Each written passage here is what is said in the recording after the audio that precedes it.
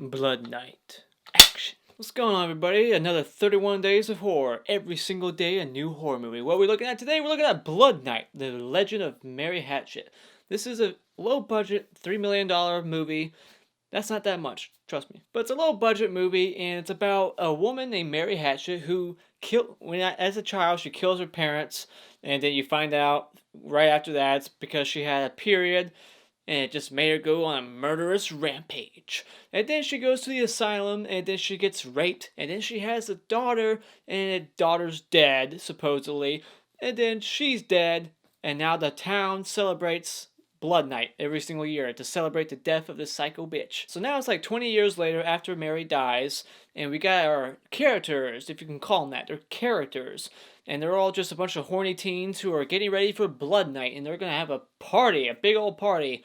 Except it's only going to be like 7 or 8 people. But before they go to their party, they decide to go to the graveyard and play with a Ouija board because, because. And then after they play with the Ouija board, they go back to their party that officially starts, and people come and they all have drinks and party, have sex, do drugs, watch porn, because that's what people do when they have parties and they drink. They say, hey, let's all get together and let's watch porn from the 1950s. So they have a great time, and then all of a sudden they all start dying. Dun dun dun. And you don't know who's killing them, or do you? Is it Mary Hatchet? Has she come back from the grave because of that Ouija board scene? Which is honestly the only reason why that scene is in this movie, is to make you believe that Mary is coming back from the grave to kill them. That's the only reason for that scene. Besides that scene, there's a lot of shit in this movie that is just unnecessary. So let's go over the negatives. Negatives for this movie. A lot. I saw this movie when it came out back in like 2011. I was like 16. I enjoyed the hell out of it, and the second time and the third time. I haven't seen it over a year or two, but this time when I saw it, I was just seeing all the flaws come out. This movie looks like it was edited on Adobe Premiere, and somebody was like, I'm gonna make it my goal to use every transition on Adobe. You get this weird compilation of like people driving around town who aren't even the main cast. It wastes like 2 to 3 minutes on these people going to stores, collecting tampons for Blood Night, and then playing pranks on people. And it's not even our cast of people that we're supposed to follow. It's just a bunch of pointless shit. And it's just using every single Adobe Premiere transition. It goes bzz, bzz, bloop, all these different transitions, and it just looks so fucking low budget. Not professional. I guess that's a better way to put it. It's not professional. The beginning, every time there's like something bad happening, like people dying, especially at the beginning of this movie, they use this flickering effect where everything's just constantly flickering to a black screen, just over and over and over again, and then everything will turn red over and over and over again. All these weird editing ideas that they came up with to make it suspenseful that I just did not like. And it, like I said, this movie just feels and looks low budget. They decided to go with some weird low light blue greenish tint in some scenes, and the movie was just very poorly lit in a lot of places where it could have been lit better. I don't think it was strategically poorly lit. I mean, there's just genuinely scenes where it's like, this is poorly lit. Why is it like this? You get terrible acting on almost every part, even Bill Moseley. But on Danielle Harris's part, she's the best thing in this movie. And at the beginning of this movie, you start with this little girl, Mary Hatchet, like 12, 13 years old, and she just has this fucked up looked, like, I'm gonna murder everybody look on her face. And the mom's just looking at her like, you're so precious. And it's like, do you not realize that she has a look on her face like she wants to murder you right now? Are you gonna address this, or is this how she normally looks every single day? And then the next shot, it's like her waking up in the middle of the night. The mom, she hears something break like downstairs or across the hall. And instead of waking up her husband right next to her, like, holy shit, there's someone breaking in, she's like, I'm gonna go check it out myself. It's like, well, at least grab a gun or something. You heard something break. Nope, she's gonna check it out herself, and she gets murdered by her daughter. Spoiler alert, this movie's old. I'm gonna spoil the shit out of it for you. But after Mary kills her family, you get this montage of newspaper clippings that tells you that it was her period that made her go crazy. So this movie is like Carrie without telekinesis, and a lot crazier of a story. And going back to our main characters, a lot of them, yeah, like I said, terrible acting and no character whatsoever. They're all horny teens, and literally in this movie, there's like a sex scene, and then as soon as this sex scene is over, there's another sex scene, and then when that's over, there's just porno talk or flashbacks to people who we don't need to see having sex.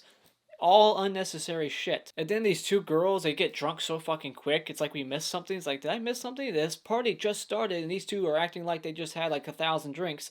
And they're saying and doing things that only men would hope women would do at parties. So you could just tell this was written by a man. He's like, this is what I think women should do when they're at a party. They should get up and shake their ass and show their best friends their thongs and say, do you like my ass better than my girl's ass? My ass is better, isn't it? I just happen to have on some Brazilian cut boy shorts. Oh, excuse me, but what is harder than this?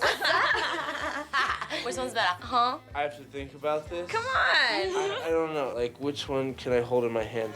You got a few comedic aspects in this movie, but this whole movie is just so bad that's good, I guess. But they got these weird comedic aspects in it where it's just kind of like you laugh because of how horrible it was. Like, it wasn't executed well. You get this character who's like short and he's a freshman. You got these couple of freshmen that sneak into the party and they allow them to stay in the party because they brought booze, which they already fucking have. But this little kid, not little kid, the freshman, he's little, like literally a small actor, probably my height. And then he hooks up with the black girl.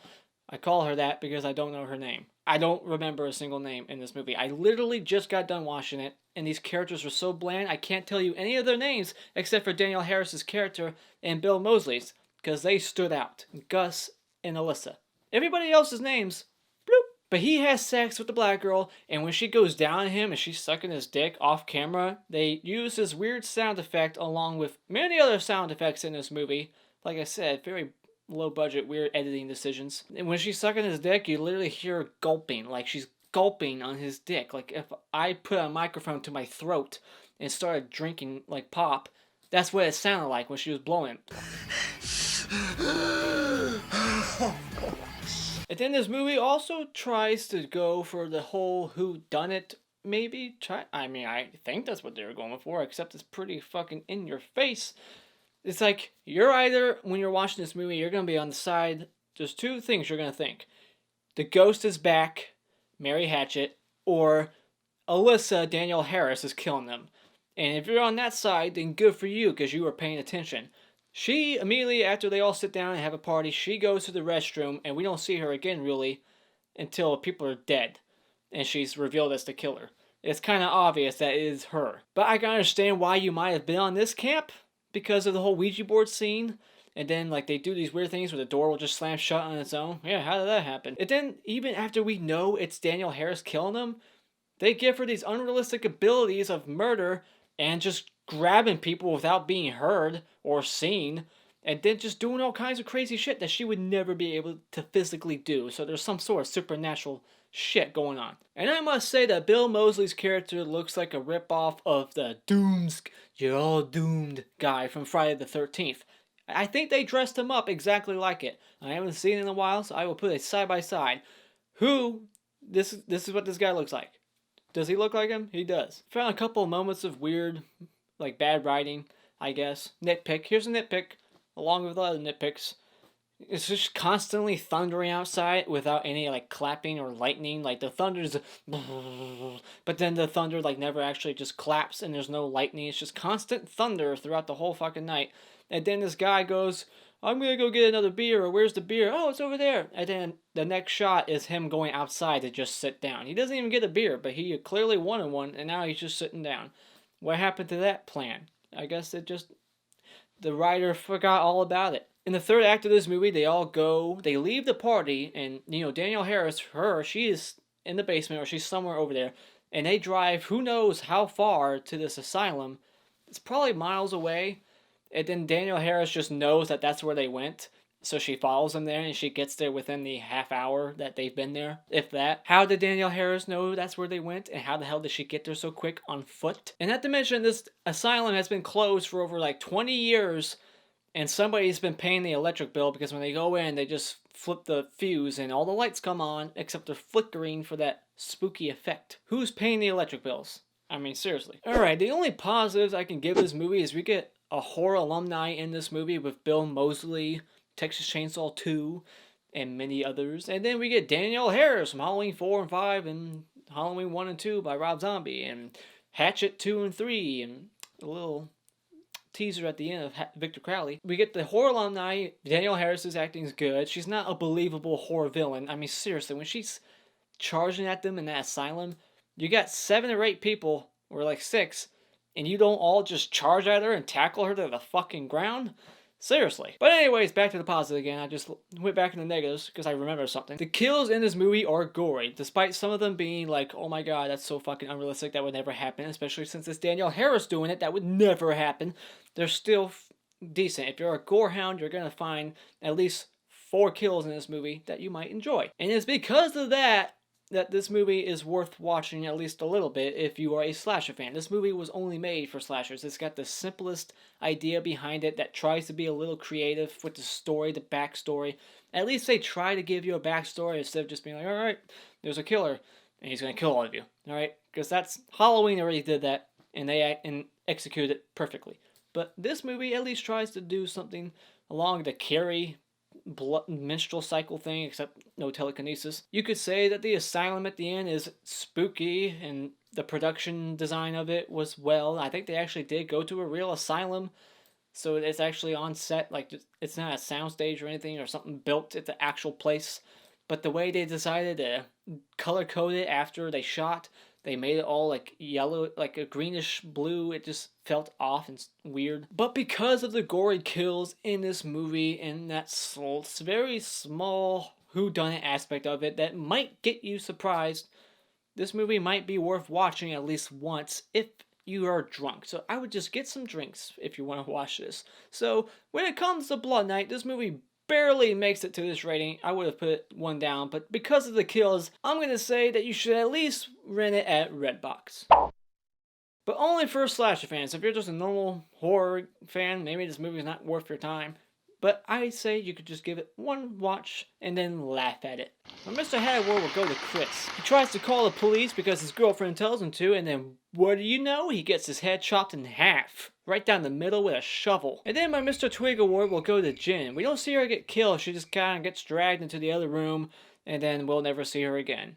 Boring. But those are my thoughts on Blood Night, The Legend of Mary Hatchet. Have you seen this movie before? Let me know what you thought about it in the comments below. What's your favorite kill? And as always, if you enjoyed this review at all, make sure you hit that like button and to subscribe by clicking on that cartoon face in 5 seconds for more rantastical content. And until next time, auf Wiedersehen.